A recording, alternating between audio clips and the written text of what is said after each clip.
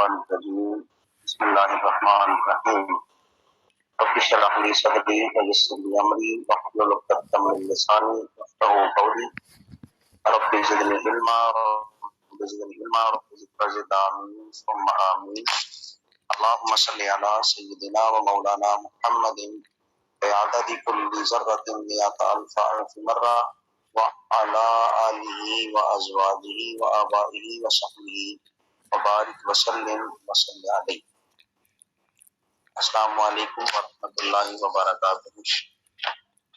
آج ہم ضیاء النبی شریف کا صفحہ نمبر 410 پڑھیں گے، جس میں اسلام کی ایک سنہری اور خوبصورت تاریخ ذکر کی گئی ہے، جس میں صحابہ کرام رضوان اللہ تعالی علیہم اجمعین کے ایمان لانے کے قصے اور واقعات کو ذکر کیا گیا ہے۔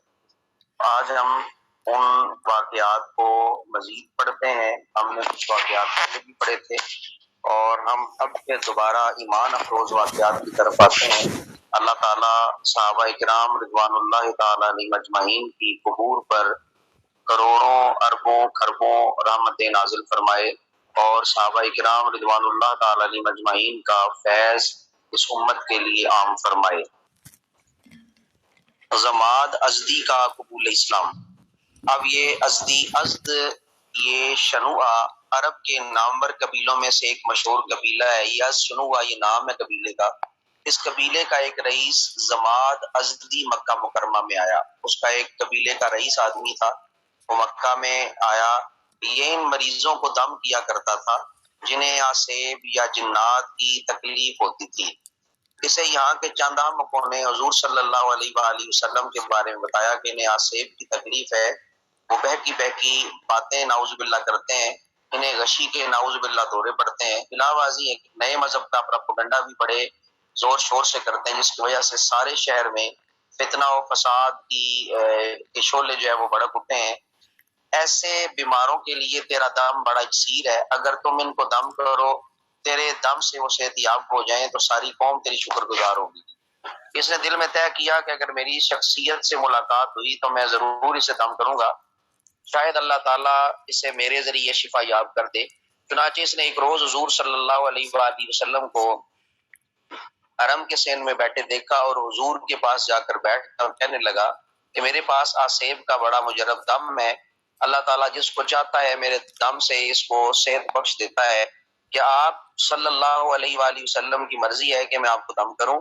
اس کی یہ بات سن کر نبی پاک صلی اللہ علیہ وآلہ وسلم یوں گویا ہوئے، یوں آپ نے ارشاد فرمایا، ان الحمد للہ، بے شک تمام تعریفیں اللہ کے لیے ہیں، نحمدہ، میں اس کی حمد بیان کرتا ہوں، ونستعینہ، اور اسی سے مدد طلب کرتا ہوں، من یہد اللہ، جو من یہد اللہ، اللہ جسے ہدایت دے، فلا مضل لہ، کوئی اسے گمراہ نہیں کر سکتا، ومن یضللہ فلا ہادی لہ، اور جو اسے راہ سے پٹکا دے کوئی اسے ہدایت نہیں دے سکتا، واشہد ان لا الہ الا اللہ وحدہ لا شریک لہ، میں گواہی دیتا ہوں کہ اللہ کے سوا کوئی معبود نہیں ہے، وہ اکیلا ہے، لا شریک لہ، اس کا کوئی شریک نہیں ہے، وان محمدا عبدہ ورسولہ، بے شک محمد اس کے بندے اور رسول ہیں، صلی اللہ علیہ وآلہ وسلم۔ جب زماد نے یہ کلمات طیبات سن کر اپنے آپ پر غور کیا تو اپنے آپ کو بے خود پایا، وہ بے خود ہو گیا اور عرض کی کہ ایک بار پھر یہ ارشاد فرمائیے۔ عادی برحق صلی اللہ علیہ وآلہ وسلم نے 3 بار یہ کلمات دہرائے۔ انہیں سننے کے بعد زماد کہنے لگا، لقد سمعت قول الکہنہ، میں نے کاہنوں کے کلام سنے، وقول السحرہ، جادوگروں کی باتوں کو سنا، وقول الشعراء، میں نے شعر گو کو سنا، فما سمعت مثل کلامک ہؤلاء ہاتی یدک ابایعک علی الاسلام، میں نے بہت سارے کلام سنے لیکن اس کلام کی مثل جو آپ نے کلام بیان کیا، اس کلام کی مثل میں نے کوئی کلام نہیں سنا۔ آپ اپنا ہاتھ جو ہے وہ میرے سامنے کیجئے اور میں آپ کے ہاتھ میں اپنا ہاتھ دوں اور آپ کی بیعت کروں، اور اسلام پر جو ہے وہ میں آپ کی بیعت کرنا چاہتا ہوں۔ سرکار دو عالم صلی اللہ علیہ وآلہ وسلم نے دست مبارک پڑھایا، اس نے بیعت کر لی۔ پھر حضور نے فرمایا یہ بیعت صرف تمہاری طرف نہیں بلکہ تیری قوم کی طرف سے بھی ہے۔ اس نے کہا بے شک یہ بیعت میری قوم کی طرف سے بھی قبول فرمائے، یعنی اس نے پوری قوم کی طرف سے جو ہے وہ بیعت کر لی۔ جو نبی پاک صلی اللہ علیہ وآلہ وسلم کو آسیب زدہ سمجھ کے کے آیا تھا، وہ جب واپس لوٹتا ہے تو اسیر گیسوئے مصطفیٰ ہو کے لوٹتا ہے، نبی پاک صلی اللہ علیہ وآلہ وسلم کی زلفوں کا قیدی ہو کے لوٹتا ہے، نبی پاک صلی اللہ علیہ وآلہ وسلم کی زبان مبارک سے نکلتے ہوئے کلمات کا وہ جادو اپنے سینے میں سما کر جو ہے وہ نکلتا ہے اور اسلام کی دولت سے پیراور ہوتا ہے۔ اللہ تعالیٰ زماد ازدی کی قبر پر کروڑوں اربوں رحمت نازل فرمائے۔ اللہ تعالیٰ نبی پاک صلی اللہ علیہ وآلہ وسلم پر انگنت بے حد و بے شمار درود اور سلام نازل فرمائے۔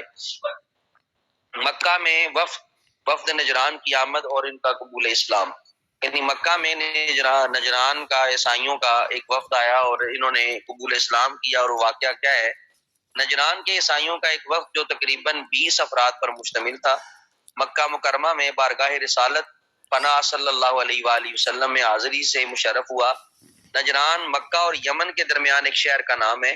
ان لوگوں نے حضور کا ذکر خیر ان مہاجرین سے سنا تھا جو اہل مکہ کے جور و ستم سے تنگ آ کر ہجرت کر کے حبشہ چلے گئے۔ یہ وفد جب مکہ پہنچا تو اس وقت سرکار دو عالم صلی اللہ علیہ وآلہ وسلم مسجد حرام میں تشریف فرما تھے۔ یہ لوگ وہیں حاضر ہو گئے اور جو سوالات اور شبہات ان کے دل میں کھٹک رہے تھے وہ ایک ایک کر کے پوچھتے گئے۔ حضور صلی اللہ علیہ وآلہ وسلم ان کے جواب ارشاد فرماتے گئے۔ قریش مکہ اپنی اپنی مجالس میں بیٹھے ان نو واردوں کے احوال اور اعمال کا مشاہدہ کر رہے تھے۔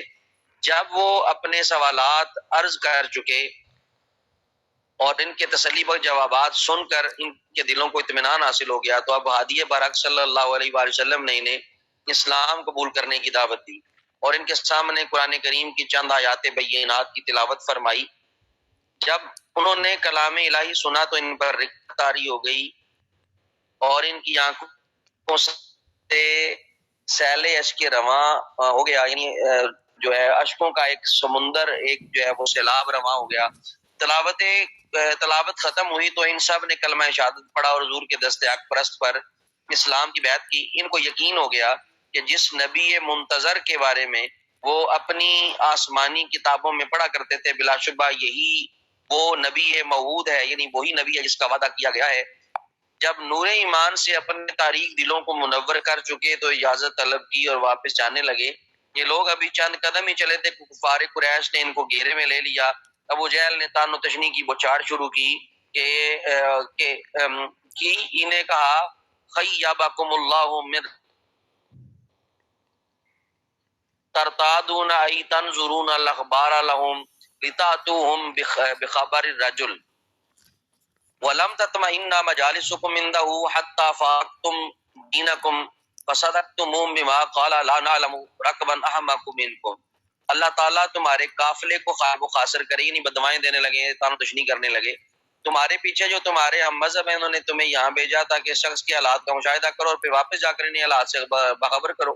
جو ہی تمہیں وہاں ان کی محفل میں بیٹھنے کا موقع ملا تم فوراً اپنا دین ترک کر دیا اور جو کچھ نے کہا اس کی تصدیق کر دی۔ ہمیں معلوم نہیں کہ تم سے زیادہ احمق اور بیوقوف کارواں ہم نے کبھی دیکھا ہی نہیں ہے۔ تو انہوں نے تان و تشنی کے تیروں کی اس بوچھاڑ کو بڑے صبر اور تحمل سے برداشت کیا اور انہیں صرف اتنا جواب دیا کہ ہم تمہارے ساتھ جاہلوں اجڑوں کی طرح گفتگو کرنا نہیں چاہتے، جو نعمت ہمیں ملی ہے وہ ہمیں نصیب رہے اور جس راستہ پر تم گامزن ہو تم اس پر قائم رہو، ہمیں تم سے جھگڑنے کی ضرورت نہیں۔ چنانچہ یہ خوشبخت اور خوش نصیب کارواں دارین کی سعادتوں کے خزانے اپنے دلوں میں سمیٹے اپنے وطن واپس چلا گیا۔ انہی کے بارے میں یہ آیت نازل ہوئی وَإِذَا سَمِعُوا مَا أُنزِلَ إِلَى الرَّسُولِ تَرَىٰ أَعْيُنَهُمْ تَفِيضُ مِنَ الدَّمْعِ مِمَّا عَرَفُوا مِنَ الْحَقِّ يَقُولُونَ رَبَّنَا آمَنَّا فَاكْتُبْنَا مَعَ الشَّاهِدِينَ۔ وَإِذَا سَمِعُوا جب انہوں نے سنا ما اس کو انزلہ جو نازل کیا گیا الی الرسول رسول کریم صلی اللہ علیہ وآلہ وسلم کی طرف، ترا اے محبوب آپ دیکھتے ہیں اور آپ دیکھیں گے اعینہم ان کی آنکھوں کو تفیض بہتی ہیں من الدمع آنسوؤں سے، مما عرفوا اس وجہ سے کہ انہوں نے پہچان لیا من الحق کی حق کو، یقولون ربنا اور وہ کہتے ہیں ہمارے رب آمنا ہم ایمان لائے فاکتبنا ہمیں لکھ دے مع الشاہدین شہداء کے ساتھ، ہمیں جو ہے وہ گواہی دینے والوں کے ساتھ جو ہے وہ لکھ دے۔ یعنی جو بھی آج بھی قرآن پڑھ کے روئے نبی پاک صلی اللہ علیہ وآلہ وسلم اس آیت کی تحت اور اس آیت کی روشنی کے تحت نبی پاک صلی اللہ علیہ وآلہ وسلم ہمارا عقیدہ ہے کہ اس رونے والے کو ملاحظہ فرماتے ہیں، کیونکہ یہ قرآن ہے وَإِذَا سَمِعُوا مَا أُنزِلَ إِلَى الرَّسُولِ کہ جب بھی سنا جاتا ہے قرآن کو ترا، آپ دیکھیں گے، آپ دیکھتے ہیں. یہاں پر ترا یہ مضارع کا صیغہ ہے، دیکھتے ہیں، دیکھیں گے، یہ صیغہ استعمال کیا گیا. ترا اعینہم تفیض من الدم، جو قرآن سن کر آنسو بہائے نبی پاک صلی اللہ علیہ وآلہ وسلم کی نگاہ میں آ جاتا ہے. اسی کو حاضر بھی کہتے ہیں، اسی کو ناظر بھی کہتے ہیں. تو یہ قرآن کی آیت جو ہے وہ نبی پاک صلی اللہ علیہ وآلہ وسلم کے حاضر ناظر پر جو ہے وہ دلالت کرتی ہے.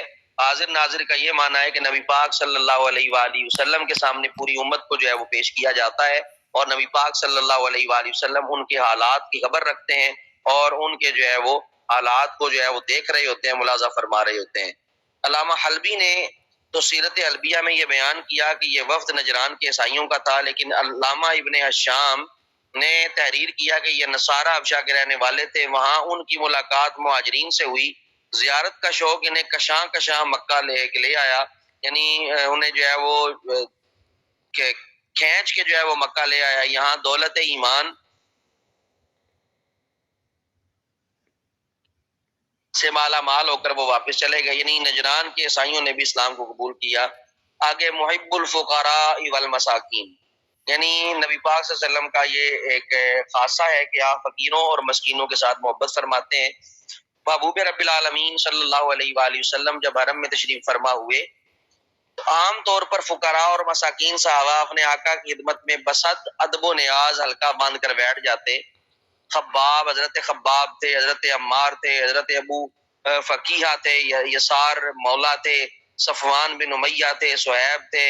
ان مفلوق الحال درویشوں کو دیکھ کر کفار قریش مذاق اڑاتے، پبتیاں کستے اور کنکھیوں سے دیکھتے، یعنی ٹیڑھی آنکھوں سے دیکھتے، اور ایک دوسرے کو کہتے یہ ہیں ان صاحب کے معتقدین. قیام جیسے رئیسوں اور دولت مندوں کو نظر انداز کر کے اللہ تعالیٰ نے ان جو ہے وہ بھک منگوں کو ہدایت کی نعمت سے جو ہے وہ نوازا، یعنی بھیک مانگنے والوں کو جو ہے وہ نوازا.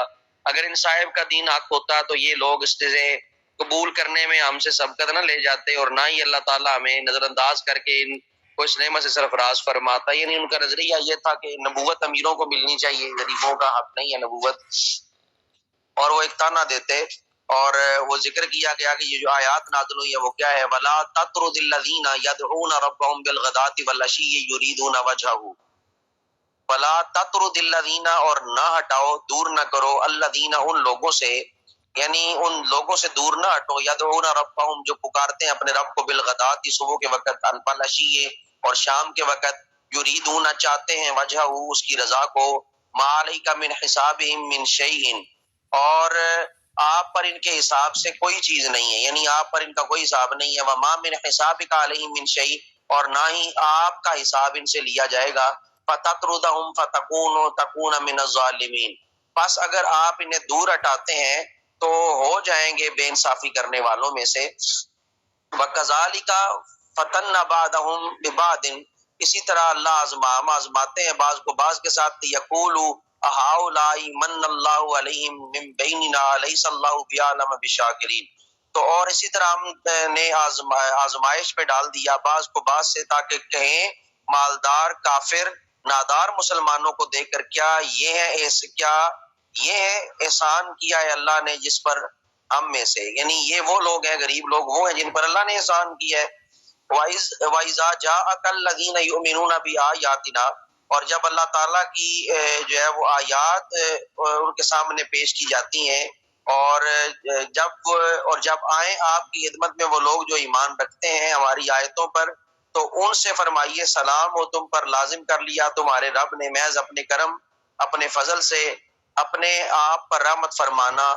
تو جو کوئی کر بیٹھے تم میں سے برائی نادانی سے پھر توبہ کرے تو اس کے بعد اور سنوار لے اپنے آپ کو تو بے شک اللہ تعالیٰ بہت بخشنے والا ہے، نہایت رحم فرمانے والا ہے. تو یہ سورہ انعام کی آیات بینات ہے. اس میں جو پہلی آیت ہے فَلَا تَطْرُدِ الَّذِينَ مطلب یہ ہے کہ نبی صلی اللہ علیہ وآلہ وسلم اپنی آنکھوں کو اپنی نگاہوں کو دور نہ کرنا، اپنے آپ کو ان سے دور نہ کرنا، تو ان کے ہمیشہ قریب رہنا. جو کیا کرتے ہیں یدعون ربهم بالغداۃ والعشی جو صبح و شام اللہ کو یاد کرتے ہیں، یریدون وجہہ اور رب کی رضا چاہتے ہیں. رب کی رضا چاہنا یہ دل کا ایک عمل ہے. گویا اللہ رب العزت اشارہ فرما رہا ہے کہ میرا محبوب ایمان والوں کے دل کی کیفیت کو جانتا ہے. اور یہ جو لوگ کہتے ہیں کہ نعوذ باللہ نبی دل کے حال نہیں جانتا، اللہ نے نبی پاک صلی اللہ علیہ وآلہ وسلم پر یہ عطا فرمائی ہے. اور قرآن کی اس آیت کی روشنی میں، سورہ انعام کی اس آیت کی روشنی میں، اسی طرح سورہ کہف کی آیت نمبر 28 کی روشنی میں نبی پاک صلی اللہ علیہ وآلہ وسلم دلوں کے حال جانتے ہیں، کیونکہ اللہ کی رضا کا معاملہ دل کا معاملہ ہے. اور اللہ ارشاد فرماتا ہے فَلَا تَطْرُدِ الَّذِينَ يَدْعُونَ رَبَّهُمْ بِالْغَدَاةِ وَالْعَشِيِّ يُرِيدُونَ وَجْهَهُ، جو اللہ کی رضا چاہتے ہوئے، جو اللہ کی خوشنودی چاہتے ہوئے صبح و شام ذکر کرتے ہیں، اے محبوب ان سے دور نہ ہو جانا، ان کے قریب رہنا. گویا نبی پاک صلی اللہ علیہ وآلہ وسلم کو دل پڑھنے کا بھی جو ہے وہ ایک معجزہ عطا فرمایا گیا. آپ اپنے امتی کے دل کے حال جانتے ہیں. امتی ابھی جو ہے وہ فریاد کرتا بھی نہیں ہے، اگر دل میں بات ہوتی ہے تو اس کی جو ہے وہ فریاد پوری ہو جاتی ہے. امتی فریاد کرے حال زار میں تو یہ ممکن نہیں کہ خیر البشر کو خبر نہ ہو. یعنی اگر امتی حال زار میں اپنی کیفیت میں نبی پاک صلی اللہ علیہ وسلم کی بارگاہ میں عرضی پیش کر رہا ہو تو یہ ممکن ہی نہیں ہے کہ نبی پاک صلی اللہ علیہ وآلہ وسلم کو اس کی حالت کی خبر نہ ہو، اس کی خبر نہ پہنچے. تو نبی پاک صلی اللہ علیہ وآلہ وسلم دلوں کے حال جانتے ہیں. تو یہ ہمارا ایک باب جو ہے وہ مکمل ہو چکا ہے. اب ہم اگلے باب کی طرف بڑھیں گے، بلکہ اس باب کو جو ہے وہ ہم انشاءاللہ پھر آگے اس کو لے چلتے ہیں، بعد میں اس کو دیکھا جائے گا. تو آج ہم نے جتنا پڑھا اتنا ہی کافی ہے. اب ہم جو ہے وہ اگلی کلاس کی طرف انشاء کی طرف بڑھتے ہیں. انشاءاللہ سیکوینس کے ساتھ پھر اگلا جو ہے وہ باب شروع کیا جائے گا. یہ کلاس میں یہیں پہ کلوز کر کے اگلا لنک بھیجتا ہوں تاکہ انشاء کی کلاس کو جو ہے وہ لیا جا سکے. السلام علیکم ورحمۃ اللہ وبرکاتہ.